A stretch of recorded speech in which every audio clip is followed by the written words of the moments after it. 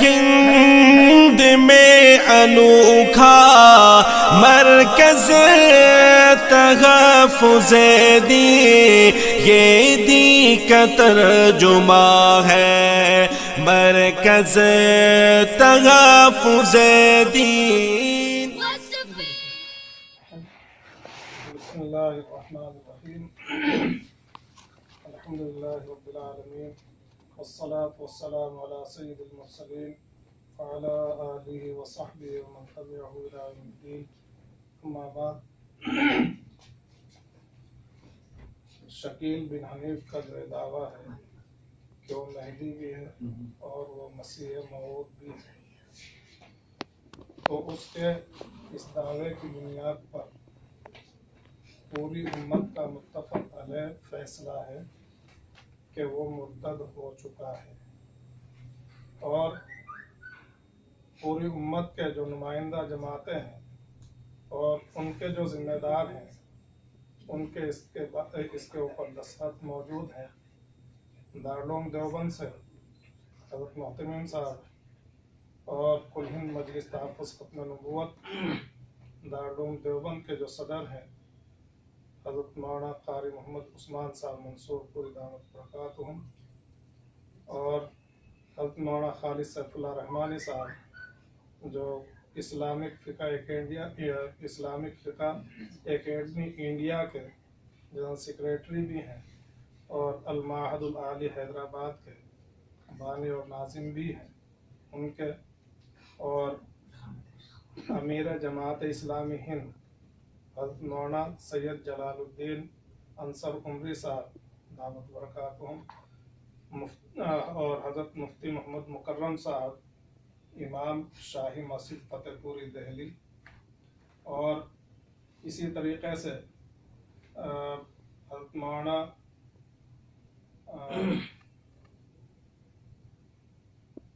محمد صادق محی الدین صاحب جو جامعہ نظامیہ حیدرآباد کے صدر مفتی رہے ہیں ان کے، اور بھی متعدد اہم شخص اور ایک کتاب کا حصہ بھی ہیں جو شکیل بن حنیف کے تعلق سے لکھی گئی ہے، اس کے اخیر میں وہ فتویٰ اور اس کے اوپر وہ دستخط موجود ہیں۔ اور یہ بات سمجھنے کی ہے کہ جس طریقے سے کسی نبی کا انکار کرنا یہ کفر ہے، اسی طریقے سے کسی بھی غیر نبی کو نبی مان لینا یہ بھی آدمی کو ایمان سے خارج کر دیتا ہے۔ تو شکیل بن حنیف جو اپنے آپ کو مسیح موعود بھی کہتا ہے اور حقیقت یہ ہے کہ وہ مسیح موعود نہیں ہے، تو جو آدمی اسے مسیح موعود تسلیم کرتے ہیں اور مانتے ہیں وہ ایک غیر نبی کو نبی مان رہے ہیں، اس وجہ سے وہ لوگ کیا ہیں ایمان سے خارج ہیں، مرتد ہیں۔ اور ان کی جو صورتحال ہے وہ ظاہری اس طرح سے ہے کہ ان کے سر کے اوپر ٹوپی بھی ہوتی ہے، چہرے کے اوپر داڑھی ہوتی ہے،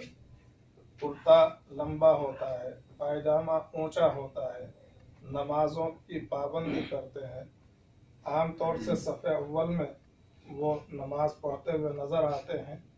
اور مسجد میں کسی سے کوئی گفتگو نہیں کرتے، راستوں میں کسی سے عام ملاقاتیں نہیں کرتے ہیں، جس کی وجہ سے جو لوگ ان کی حقیقت سے واقف نہیں ہیں وہ ان کو انتہائی دیندار سمجھتے ہیں، اور 20 25 30 سال کی عمر کے ان نوجوانوں کو آج کے اس ماحول میں دیکھ کر کے وہ ولی صفت تصور کرتے ہیں،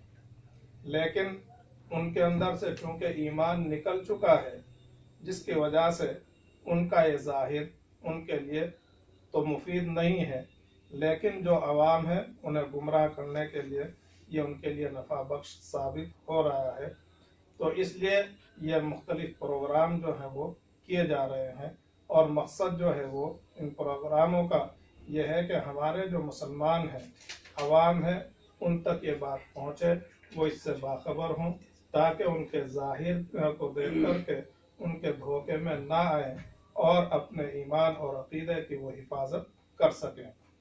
اور اسی طریقے سے ان پروگراموں کا مقصد یہ بھی ہے کہ جو مرتد ہو چکے ان کو بھی بعض واپس لایا جائے، یہ بھی مقصد میں شامل ہے، لیکن عملی طور پر دیکھا جائے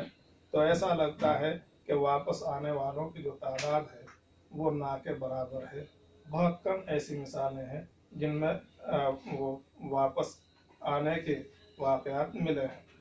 ورنہ تو یہ صورتحال ہوتی ہے کہ یہ کسی سے کوئی گفتگو نہیں کرتے، کسی سے کوئی ملاقات نہیں کرتے. ہاں، جس کو یہ اپنا شکار بنانا چاہتے ہیں اس سے تنہائی میں ملاقاتیں کرتے ہیں اور باتیں کرتے ہیں، اور انہیں اپنا جو مقصد ہے وہ سمجھاتے اور بتاتے ہیں. تو جیسے اس فتنے سے تحفظ کے لیے اور بہت ساری کوششیں تحریری تقریری ہو رہی ہیں، انہی کوششوں کا ایک حصہ آج کا یہ پروگرام بھی ہے جو یہاں جے پور میں منعقد کیا جا رہا ہے. اور اللہ رب العزت سے دعا ہے کہ اللہ رب العزت اس پروگرام کو اس فتنے سے حفاظت کا ذریعہ بنائے اور مسلمانوں کو اس گمراہی سے اللہ تعالیٰ محفوظ رکھے. اللہ رب العزت ان مسائل کو قبول فرمائے، اور جو حضرات اس میں کسی بھی طرح سے شریک ہو رہے ہیں اللہ تعالیٰ اپنے شاہ نشان انہیں بھرپور صلہ عطا فرمائے، اور اللہ رب العزت اپنے فضل سے پوری امت مسلمہ کی ہر قسم کی آگے کیا حشر ہے. لیکن اس کے ماننے والے جو ہیں، جو اس کی بات کو مان رہے ہیں، اس پر ان کے بارے میں تھوڑا سا خلاصہ کر دیں کہ آئندہ مفتی صاحب کو دیجیے تھوڑا سا، جو اس کی پیروی کر رہے ہیں، مان رہے ہیں، کہ ان کے لیے آگے کیا ہے، کتنا بڑا نقصان ہے ان کا. ہاں، تو اب یہ کہہ لیجیے کہ قرآن کریم نے خود اس بات کو بتا دیا ہے. اعوذ باللہ من الشیطان الرجیم، بسم اللہ الرحمن الرحیم. ومن يرتد منكم عن دينه فيمت وهو كافر فأولئك حبطت أعمالهم في الدنيا والآخرة وأولئك أصحاب النار هم فيها خالدون. صدق اللہ العظیم. اللہ رب العزت نے اس آیت کریمہ میں بتا دیا ہے کہ تم میں سے جو کوئی اپنے دین سے پھر جائے اور کفر کی حالت میں اسے موت آ جائے تو ایسے جتنے بھی لوگ ہیں